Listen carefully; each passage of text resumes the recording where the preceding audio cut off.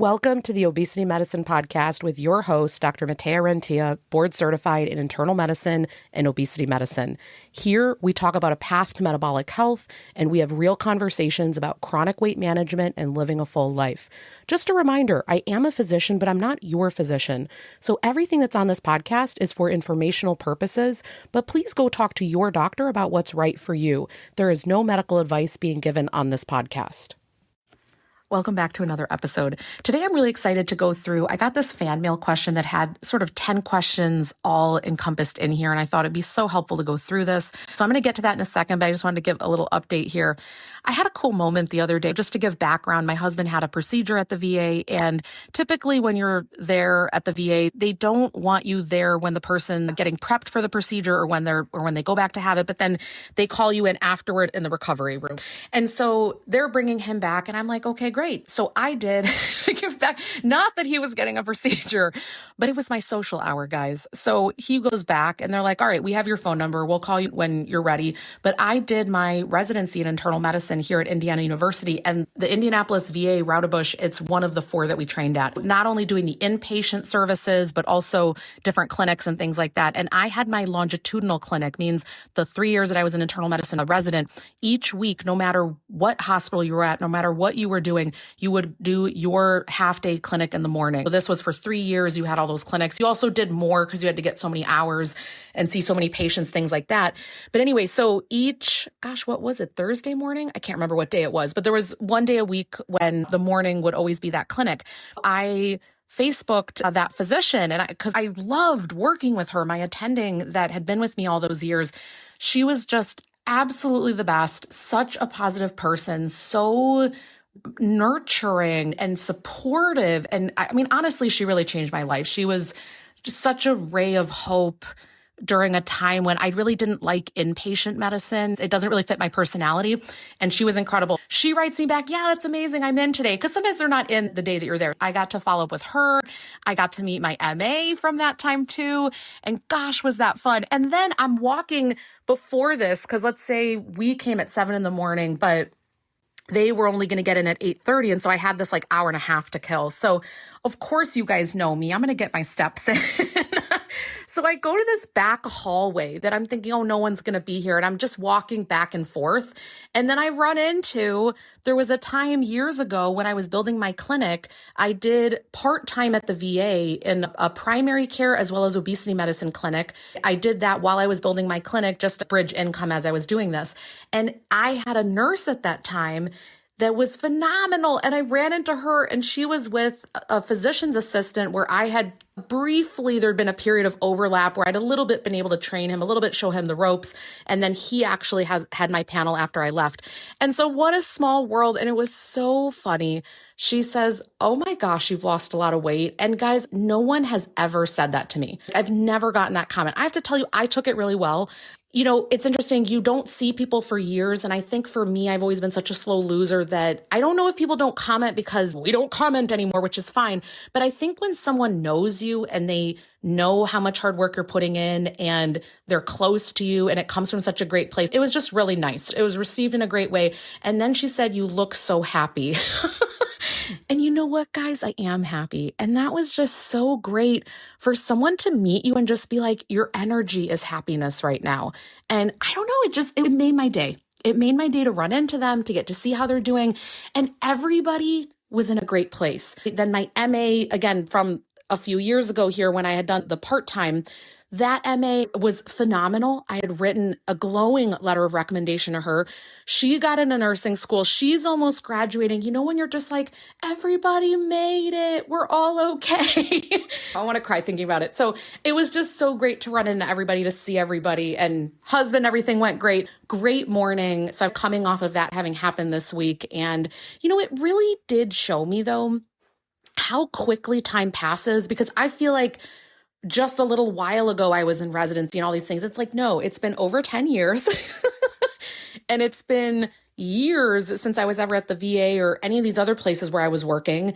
And Time passes, people. I think the message here that I want to get across is we just keep taking steps toward the life that we want, and we are in a radically different place. And I can't tell you how many people nowadays, when they're seeing me, when they're interacting with me, they're just saying, wow, I can't believe how you were able to build a clinic or how you're able to do the things you like. And I'm thinking, I don't know either. I'm thinking to myself, you just keep taking steps and you love what you're doing and you want to help people and you keep moving in that direction. I want to say to anyone else here, maybe you're a slower loser. Maybe life really feels overwhelming. I know I talk about this a lot, but it's because I see this with my patients, right? I see that particularly there's end of year finances that some companies have to do or different times of high production, and it affects the worker. If you're employed at these places, you are the one taking on the brunt of the work.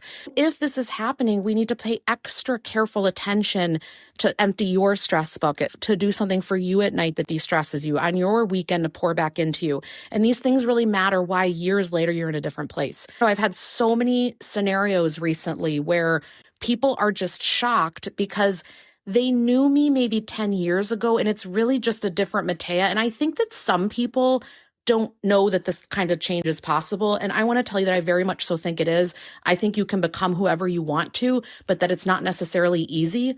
And I think that that's really why we're on this podcast together, is that we want to support each other as we're going down these paths that really do take a lot of energy. All right. So now that story time's over, let's get to today's episode. So I got a fan mail question here. And I'm going to read the whole thing and then I'm going to come back and talk about different parts because this is just laced with amazing things. I want to tell you, season 1 of the Behind the Curtain podcast, if you did not ever purchase that, I would consider, if you like this kind of an episode, to go back and get that, because these were the type of scenarios that I went over, lots of different clinical cases. That was season 1. We'll make sure to link to it in the show notes.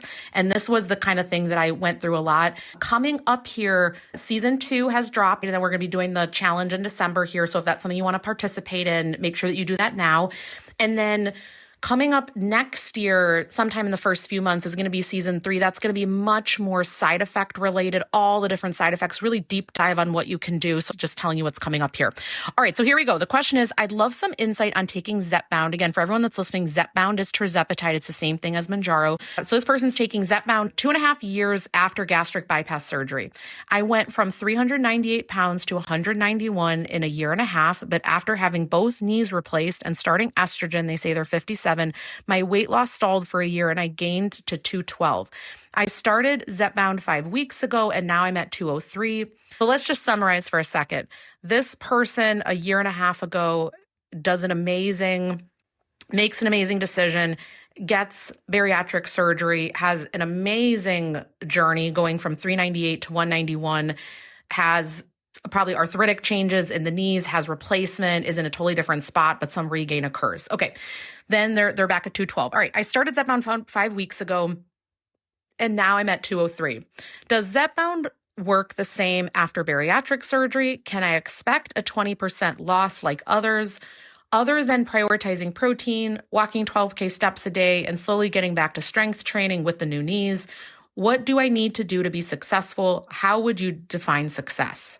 Gosh, these are great questions. So number one, wow, are you in the right headspace? That I want to say what's incredible here. It's not only going from where you started to where you got to. It's not only the awareness with the regain part, because by the way, that's very normal and expected with bariatric surgery. Most people do not stay at the lowest number that they achieve post bariatric surgery. They'll get down to something and then they'll regain some. That's usually actually expected. This is very common where after bariatric surgery, it might be right away after, it might be 10, 15 years down the road that GLP-1s are used. Remember, obesity is a chronic medical condition. It doesn't go anywhere. You have to, for life, manage it. So I'm so proud of you for talking to your physician or whoever you were talking to, and that you got this additional treatment so that you can make sure to be on the road that you want to be. All right. Does Zepbound work the same way after bariatric surgery? I see there being a big difference. So the first thing that I really see is that when I give GLP-1 medication to post-bariatric patients, and again, now it's about 60% of my clinic that have had a bariatric surgery in the past, I see that they are usually much more hyper responders. So you have had changes in the gut. Right away, when you got out of bariatric surgery, your GLP-1 levels were increased. So this is one of the reasons that a lot of people that go into bariatric surgery literally right away afterward might not need diabetes medication. So that you already have some increased GLP-1 levels. And then on top of that, let's say you weren't so close to the surgery. Let's say that you were 10, 15 years out. Universally, I see with most people that a lot smaller amount of medication goes further. The fact that you within 5 weeks have lost, when you take the difference between being at 203 right now and when you started the med 212, that's a 5% weight reduction. To have 1% per week, that's at the max speed that we would want to do. We don't actually want you to go faster. So I just want to kind of give perspective to everybody else who's here. I want people to lose a few percent, that 5%. I want people to get that by 12 to 16 weeks within the clinic. Otherwise, really that medication's not working for them. So to have already achieved that in a little over a month, you are at the sonic speed. If anyone here has little kids, you are sonic speed fast, super, super fast with what's happening. So does it work the same for you? I find that it is more potent in post-bariatric patients. Remember, nothing is hard and fast. There are some people that don't follow this pattern, but most people that have had a surgery will respond better to this medication. And it's not only the hormone levels, it's also that because the anatomy is different, you already sometimes have a restriction happening. And then on top of it, the medication's making you even more restricted. So again, this is actually a population where I also see very commonly nausea develop and then vomiting. And I have to be very cautious with post-bariatric patients. So again, hopefully you have a team that's really following you with this, but I do see it work differently. Typically it's to your advantage. Can I expect a 20% loss like others? So here's what I typically see. When you're talking about weight loss, I typically look at the weight that you're at now, and then I look at your lifetime max where you were, and I see how much have you lost. And typically it's not that you starting at 212, then you do the math to lose 20%.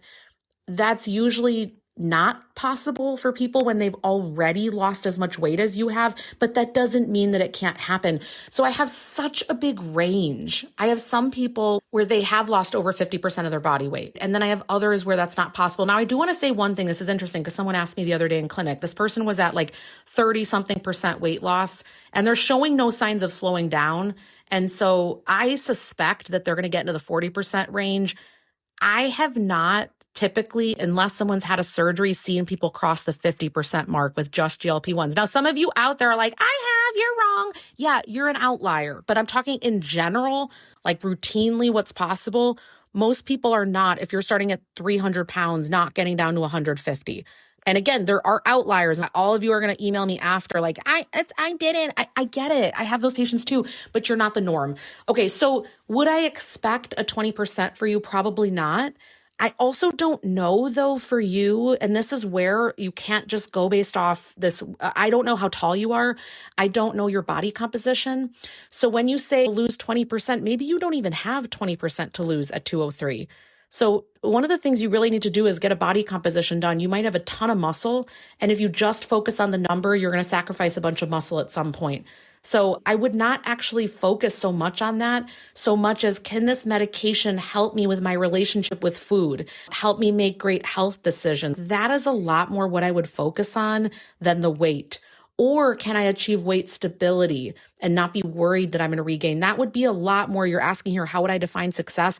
That would be a lot more of the success because what you experienced was probably a slow regain at some point. Something happened when you stalled and then you regained. And I know you said you started estrogen. So, menopause might have really been in the way because remember, insulin resistance goes up with that. There's a lot happening.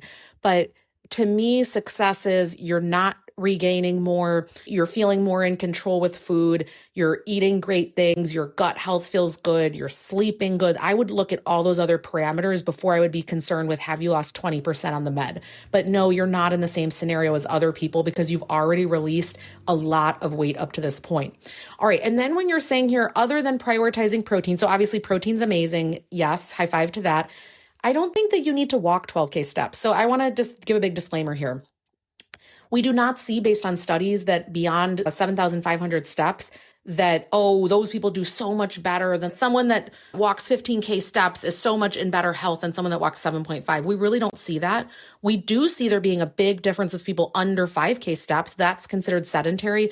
So 5K is a few miles. So by the time you get to 10K, you're at close to 5 miles. Don't quote me on the exact number. Some of you, it might vary based on your stride length and things like that. But so what I would say is this: can we get you out of the sedentary range? Can we get you at least 5K steps or more?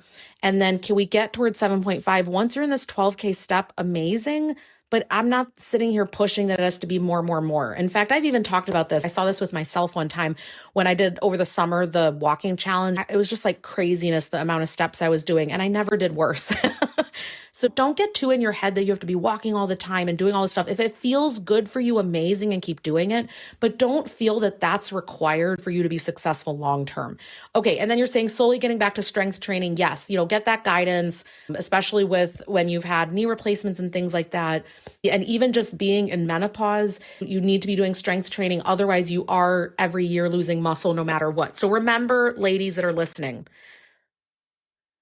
really 30s and beyond, the norm is losing muscle. So if you're maintaining, you're doing great. If you're gaining, hallelujah, you're doing even better. But remember, because losing muscle is normal with aging, if you're able to maintain, that means you're doing something. Okay, so if you get a body composition and let's say by the next year, you're like, nothing changed. You didn't lose. Yay! You see what I'm saying? So I'm sorry, this is not, you're just always trying to be positive about it. You have to know what the trends are to know if you're bucking the trend. So if you are maintaining your skeletal muscle, you're actually ahead of the curve.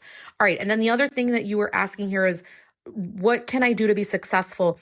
Again, I would not be focusing so much on the weight, and I would be looking at my relationship with food choices. I want to give you an example why I'm so possessed with you not focusing on the scale, because a lot of post-bariatric patients, if they have not worked on their emotional relationship with food, they will start to turn into grazers. So you're eating these little amounts of food all the time. And grazing can start to turn into disordered eating because you might not have dumping syndrome. Means, let's say you eat a lot of carbohydrates, suddenly you get diarrhea, you're sweating, like you don't feel good. It's something called dumping syndrome. And you might know, okay, that can't happen. But if I slowly eat the donut, I'll be fine. And if I slowly have slider foods, which are foods that you just have no off switch. Pretzels are an example of that. You could just eat and eat these pretzels, and the calories end up adding up, but you're not ever really having a meal. You're not ever really getting the nutrition that you need, but you're kind of eating this stuff all the time, right? And so this is not helpful from a insulin being jacked up all the time standpoint. It's not helpful from a being able to maintain this long term. Most people that are grazing are not maintaining their weight long term. Again, if you're the exception out there, great. High five to yourself. What I see when people clinically come to work with me, I want to get you out of the grazing land. Grazing is not your friend to just be eating small snacks all day long. Okay, so back to this. I would stop looking at the scale so much, and I would really be focused on, you're doing the protein amazing. Are you getting fiber in too? Sometimes the volume of your food is so down when you start to get on the GLP-1. It's just like when you were initially post-surgical in those first few months, or maybe even the first year, until things that restriction loosened a little bit. And some people that stays for life, but for a lot of post-bariatric patients, eventually that lifts some. And so the medication brings that back. And so you're really going to need to be strategic to get your nutrition in smaller volumes, which can be done. If you're struggling with that, you need to involve your medical team, because we're not new to this anymore. If you're working, let's say, with a registered dietitian that's not familiar with this, at this point, it's willful ignorance, and you need to switch registered dietitians, because it's very mainstream. 1 out of 8 people are on these medications. And if they're not familiar with this, they're choosing not to learn, they're holding a bias and not wanting to help you, right? They might be anchored in, it has to be this volume of food, and they can't reframe their mind to work with who's in front of them. So just to point out, I think that those things, the meals that are balanced, you getting the movement, you sleeping okay at night, those type of things, that matters much more to me than you losing 20% of your weight. All right, I'm just going to end it here, because I think that we could talk so much more about it. That's the reason why I do some of these premium podcast seasons, because honestly, when I look at this, each question could be a whole episode, because you could really dig into, okay, so what is changing during menopause? What do I need to do differently during that period? Why are the hormones significant? You know, the thing I would care much more about, and this is a sidebar, but I don't have time to get into it all today, but we'll do another episode on this. I would care much more what your labs are doing. When you're in menopause, sometimes the cholesterol numbers can go up. I would care what your LP little A are. I would care about your atherosclerotic risk. I would care much more what your blood vessels are doing. That land, I'm much more concerned about than the number that you stabilize and stay at. I hope that today this helps you out to realize that you don't need to focus on the 20% weight loss. You don't need to focus on I'm perfect with step count. It's holistically, can I do these things and can I keep going? I'm obsessed with the word sustainability, because if you can't sustain it, it's no good. So don't do things like the 12K steps is amazing if it fits in your life. If you're like, I can do this for a month or two or here or there, but the minute winter hits, I can't do it. The minute work kicks up for a moment, I can't do it. Like, one of the biggest rookie mistakes that I see with people is that they pick exercise regimens that don't flex with their work schedule.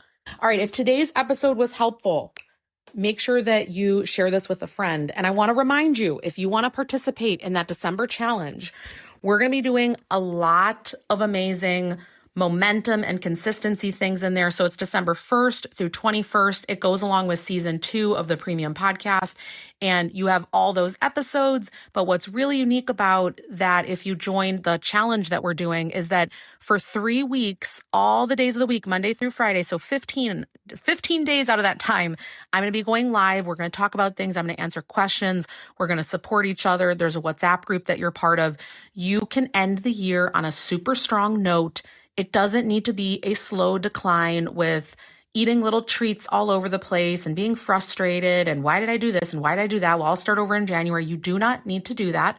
You can do it differently this year, and you can be part of a really amazing group that does it. This is the only time until next year that I'm going to run it. It's just happening in December. And then just a reminder, next year, I'm only running 30-30 in January and September.